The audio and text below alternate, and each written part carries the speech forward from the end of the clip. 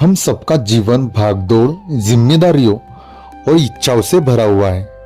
सुबह से रात तक हम काम, परिवार, संबंध और भविष्य की चिंताओं में उलझे रहते हैं। बाहर से सब कुछ सामान्य दिखता है, नौकरी, घर, सुख सुविधाएं, लेकिन भीतर कहीं ना कहीं एक खालीपन बना रहता है। कई बार प्रश्न उठता है कि क्या जीवन का यही उद्देश्य है? और यह जो प्रश्न है, यही हमें हमारे वास्तविक स्वरूप को जानने की जो यात्रा है उसकी ओर लेके जाता है। धीरे धीरे हम समझने लगते हैं कि बाहरी तौर पर जो भौतिक उपलब्धियां हम प्राप्त कर रहे हैं वह हमें स्थायी सुख और शांति नहीं दे सकती। जीवन की सच्ची तृप्ति तब मिलती है, जीवन में हमें तृप्ति का एहसास तब होता है जब हम अपनी चेतना को ऊपर उठाना सीखते हैं और जब हम अपने अस्तित्व को केवल शरीर और मन तक ना सीमित मानकर हमारे वास्तविक स्वरूप की गहराई तक उतरते हैं। यह जो भीतर की यात्रा हम करते हैं उसी को आध्यात्मिक भाषा में आध्यात्मिक एसेंशन या स्पिरिचुअल एसेंशन कहा जाता है। जैसा कि आपको लग रहा है, यह कोई रहस्यमय या जटिल प्रक्रिया नहीं, बल्कि जीवन की छोटी छोटी घटनाओं से शुरू होने वाला परिवर्तन है। जैसे हमारे जीवन में हम कई बार दुख पीड़ा का सामना करते हैं, तो कोई छोटी से छोटी पीड़ा भी आपको सिखा सकती है। किसी ध्यान या प्रार्थना में भी आपको कुछ गहरा अनुभव हो सकता है, या फिर किसी क्षण सबके लिए आपके हृदय में करुणा और प्रेम जाग सकता है। तो दोस्तों, स्पिरिचुअल एसेंशन का अर्थ है चेतना का धीरे धीरे ऊपर उठना। जो मैं रहता है, जो हमारा ईगो रहता है, उस मैं से हम की ओर यात्रा होती है इसमें। और इसके अंत में क्या होता है? सर्वत्र वही है, इस बात की हमें अनुभूति होती है। और यही वह मार्ग है जो जीवन को अर्थपूर्ण, शांत और आनंदपूर्ण बनाता है। तो आध्यात्मिक दृष्टि से यदि हम देखें तो स्पिरिचुअल एसेंशन का अर्थ है, जिसको हम आत्मा कहते हैं, उसका धीरे धीरे उच्चतर चेतना के स्तर की ओर उठना। आप यह जो स्पिरिचुअल एसेंशन है, इसको आत्मिक जागृति या आपकी चेतना का विस्तार या वह जो दिव्य प्रवाह है उससे गहरा जुड़ाव भी कह सकते हैं। यह केवल धार्मिक या बाहरी साधना का विषय नहीं, बल्कि एक आंतरिक यात्रा है। और एक कैसी यात्रा है? यह जो आध्यात्मिक यात्रा है, यह जो आंतरिक यात्रा है, इसमें व्यक्ति धीरे धीरे अपनी सीमित पहचानों और धारणाओं से मुक्त होकर सार्वभौमिक सत्य और अपने उच्चतर स्वरूप, वास्तविक स्वरूप की अनुभव की ओर अग्रसर होता है। यह जो हमारी स्पिरिचुअल असेंशन की यात्रा होगी, यह हमें मैं शरीर हूं की सीमित सोच से उठाकर मैं आत्मा हूं और अंततः मैं संपूर्ण ब्रह्मांडीय चेतना का अंश हूं, यहां तक ले जाती है। सामान्यतः मनुष्य अपने शरीर, अपने नाम या फिर जिस समाज में वह रहता है, जिस समाज का वह हिस्सा है, वह समाज, जिन जिन संबंधों में वह है अभी, वह संबंध, या उसने अपने जीवन में जो भी उपलब्धियां हासिल की होगी, उसको ही अपनी पहचान मानता है। लेकिन असेंशन की इस प्रक्रिया में यह जो भौतिक पहचाने हैं वह धीरे धीरे डिसॉल्व होने लगती है, ढीली पड़ जाती है, और व्यक्ति अनुभव करता है कि वह केवल मांस या हड्डियों का समूह नहीं, बल्कि एक असीम ऊर्जा का वाहक है। इस प्रकार जो व्यक्ति स्पिरिचुअल असेंशन में होता है, उसके समग्र दृष्टिकोण में परिवर्तन होता है। उसका दृष्टिकोण जो संकुचित तो रूप से मैं मानकर चलता था, मेरा मानकर चलता था, उससे विस्तारित होकर सभी में मैं और मैं में भी सभी ऐसा हो जाता है। जीवन में जो भी परिस्थितियां आती है उसको वह अभी व्यक्तिगत लाभ या हानि के चश्मे से नहीं देखता, बल्कि वह मानता है कि यह सब दिव्य योजना का हिस्सा ही है। जो व्यक्ति स्पिरिचुअल एसेंशन पर होता है वह व्यक्ति दूसरों के दुख और सुख को भी अपनी ही चेतना का विस्तार समझने लगता है। इसलिए एसेंशन केवल पुस्तकीय ज्ञान या आध्यात्मिक चर्चाओं तक सीमित नहीं, यह आपके वास्तविक स्वरूप का, जिसको कि आप आत्मा भी कहते हैं, उसका प्रत्यक्ष अनुभव है, अपरोक्ष अनुभूति है। जैसे दीपक स्वयं प्रकाश देता है, उसी प्रकार आत्मा स्वयं सत्य का साक्षात्कार कराती है। यह जानना बदलकर होना बन जाता है। उदाहरण के लिए पहले कोई कहता है भगवान सर्वव्यापी है, यह ज्ञान है। जब व्यक्ति हर जगह ईश्वर की उपस्थिति महसूस करने लगता है तो यह आत्म अनुभव है। प्रारंभ में साधक आत्मचिंतन करता है कि मैं कौन हूं, लेकिन बाद में धीरे धीरे उसे अनुभव होता है कि उसकी असली पहचान न शरीर है, न मन, न विचार, और यही नहीं, ऐसी समस्त भौतिक पहचानों से वह पार हो जाता है और उनके अस्थायित्व को जान जाता है और अंततः वही सत्य पर पहुंचता है कि मैं एक शुद्ध आत्मा हूं और यह आत्मा उसी परम चेतना का अंश है जो समस्त सृष्टि में व्याप्त है। इसलिए हम इस स्पिरिचुअल असेंशन की राह पर धीरे धीरे आगे बढ़ते हैं और इस यात्रा का जो अंतिम चरण है वह है आत्म साक्षात्कार या आत्मबोध। जब व्यक्ति अपने भीतर और बाहर कोई भेद नहीं देखता तब वह वननेस का अनुभव करता है और यह वननेस का अनुभव ही अद्वैत वेदांत, उपनिषदों और अनेक संतों की वाणी का सार है। उपनिषदों में तो कहा गया है कि सर्वम खल्विदम ब्रह्म, सब कुछ वह ब्रह्म ही है।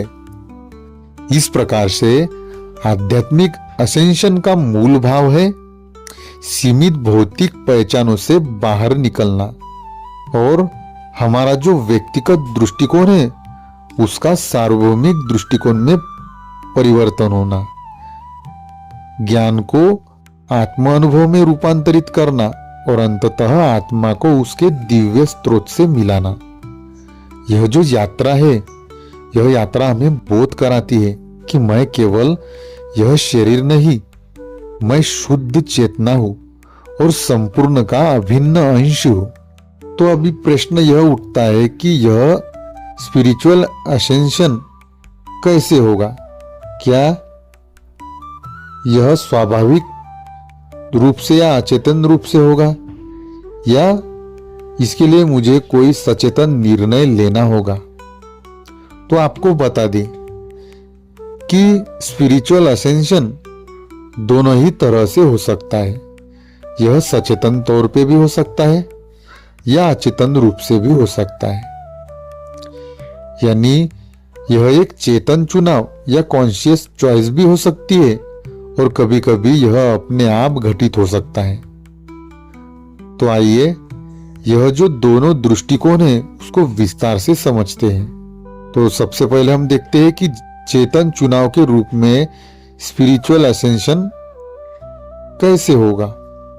तो जब व्यक्ति साधना, ध्यान, प्रार्थना, सेवा या आत्मचिंतन जैसे मार्गों को चुनता है तो वह सचेत रूप से अपनी चेतना को ऊंचा उठाने का प्रयास करता है।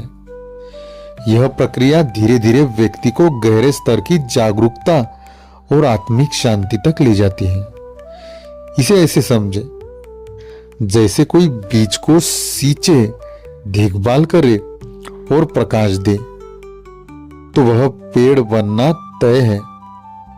श्रीमद् भगवत गीता में भी कहा गया है कि योगी अपने अभ्यास से स्वयं को ऊंचा उठाता है, स्वयं ही स्वयं का मित्र बन जाता है। उसके बाद यह तो हो गया कि जब हम चेतन रूप से यह चुनाव करते हैं और यह डिसीजन लेते हैं कि हमें स्पिरिचुअली आगे बढ़ना है। दूसरा जो तरीका है वह स्वतः घटित होने वाला असेंशन। कई बार यह किसी अप्रत्याशित घटना जैसे दुख या फिर कोई आघात होना या जीवन में ड्रास्टिक परिवर्तन करने वाले कोई अनुभव से आप गुजरते हैं तो यह असेंशन स्वतः ही घटित हो जाता है। जैसे कोई गहरी बीमारी हो या फिर किसी प्रियजन का खो जाना है या आपका अपने जीवन में मृत्यु के निकट का अनुभव होना है या अचानक कोई दिव्य अनुभव होना है। ये सब आत्मा को झकझोर कर भीतर की चेतना को खोल देते हैं। और यह जो अवेकनिंग है, असेंशन है, इसे हम स्पॉन्टेनियस अवेकनिंग भी कह सकते हैं। इसमें व्यक्ति को खुद सचेत प्रयास नहीं करना होता, किंतु जीवन की जो घटनाएं हैं उसे भीतर की ओर ढकेलती है। बहुत बार जो स्पिरिचुअल असेंशन किसी के जीवन में होता है वह इन दोनों का संगम होता है, क्योंकि कुछ अनुभव स्वतः घटित होते हैं और फिर व्यक्ति उन्हें समझने और गहराई में जाने के लिए चेतन चुनाव करता है। उदाहरण के लिए कोई व्यक्ति अचानक भीतर शांति का अनुभव करता है, फिर ध्यान साधना शुरू करता है ताकि उस अवस्था को स्थायी बना सके। यह मेरे अपने जीवन का भी अनुभव है, क्योंकि जब मुझे उस सत्य की अनुभूति हुई तो उसे शब्दों में व्यक्त करना या फिर वह जो घटना घटित हुई थी उसको शब्दों में व्यक्त करना असंभव था।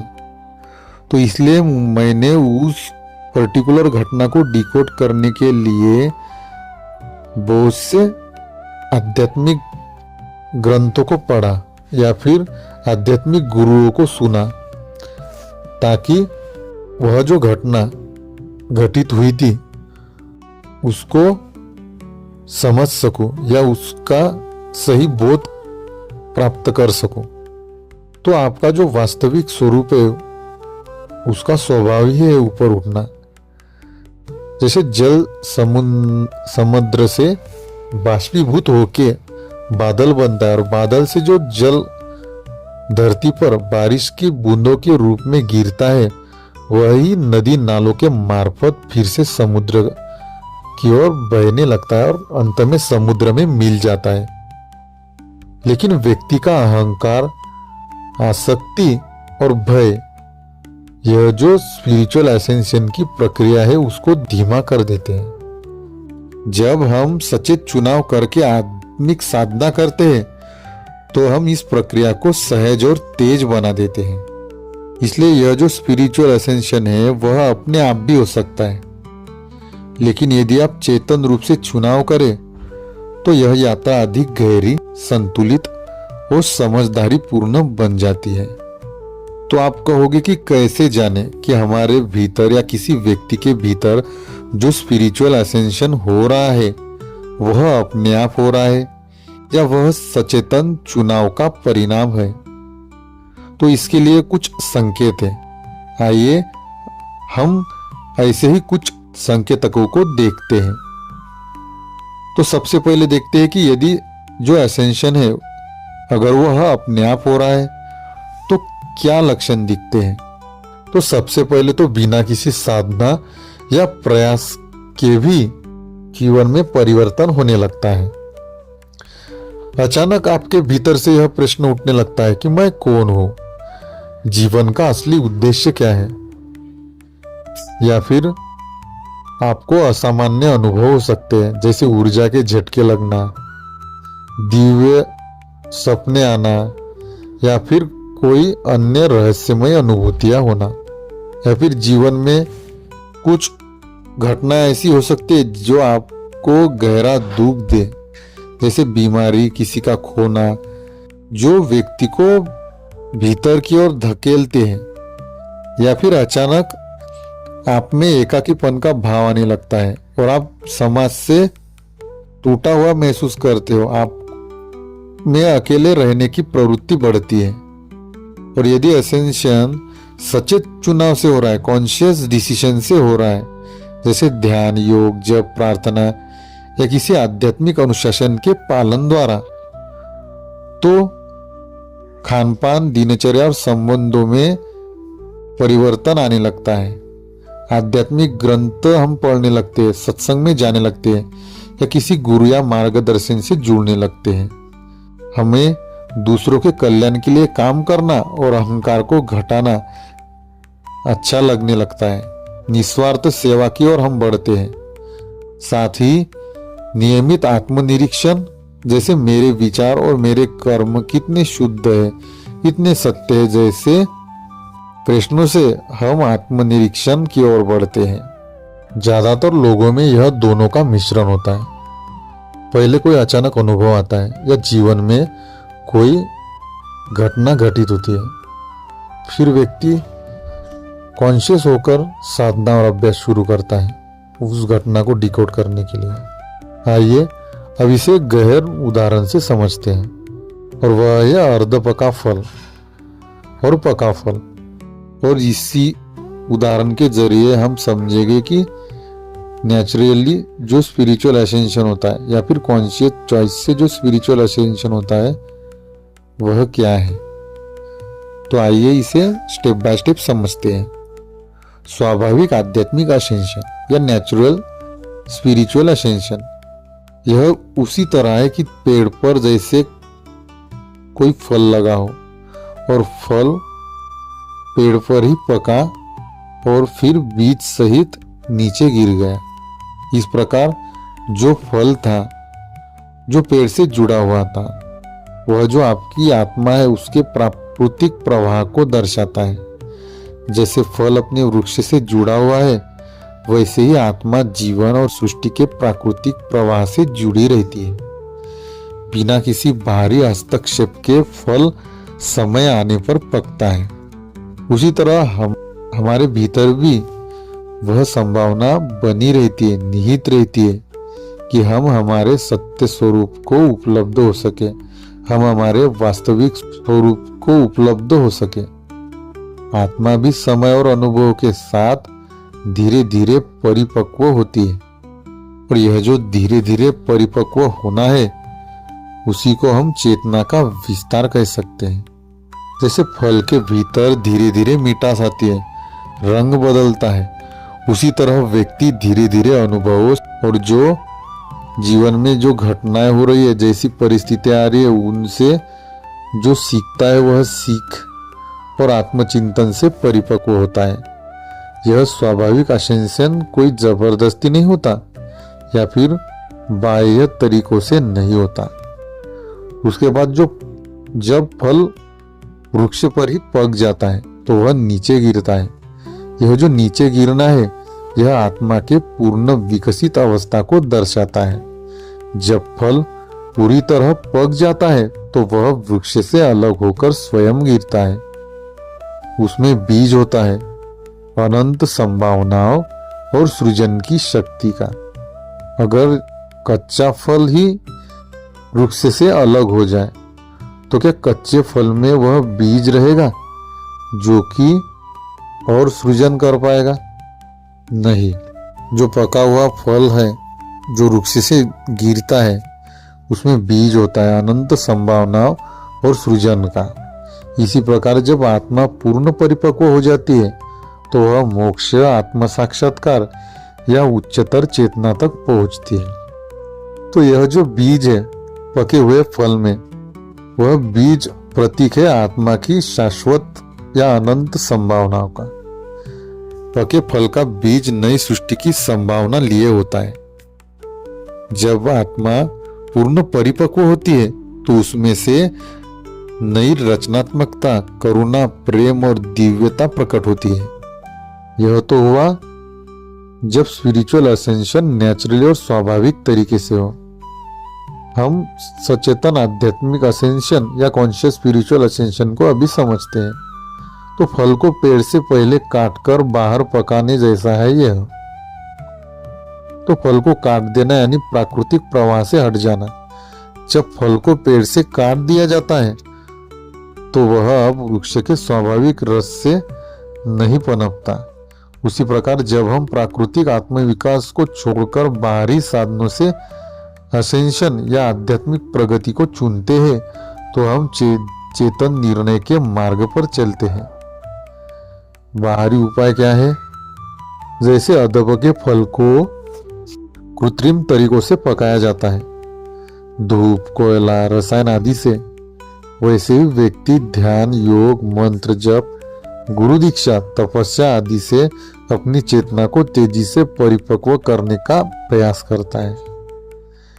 यदि सही समय और संतुलन हो तो फल मीठा और सुगंधित पक सकता है। यदि गलत उपाय हो तो फल बाहर से पका दिखे लेकिन भीतर कच्चा रह जाए। यही हाल आध्यात्मिक साधना का है। सही मार्गदर्शन से चेतना पूर्ण परिपक्व होती है, परंतु जल्दबाजी या असंतुलन से आध्यात्मिक भ्रम हो सकता है। तो मानव जीवन और यह जो स्पिरिचुअल एसेंशन है उसका क्या संबंध है? मनुष्य ने अपनी चेतना में इतना हस्तक्षेप किया है, उसकी अज्ञान, मोह, भौतिकता और अहंकार के कारण कि स्वाभाविक असेंशन का जो मार्ग था, स्वाभाविक आध्यात्मिक प्रगति का जो मार्ग था, वह लगभग खो दिया है। इसलिए आज मनुष्य को चेतन रूप से चुनना ही पड़ता है।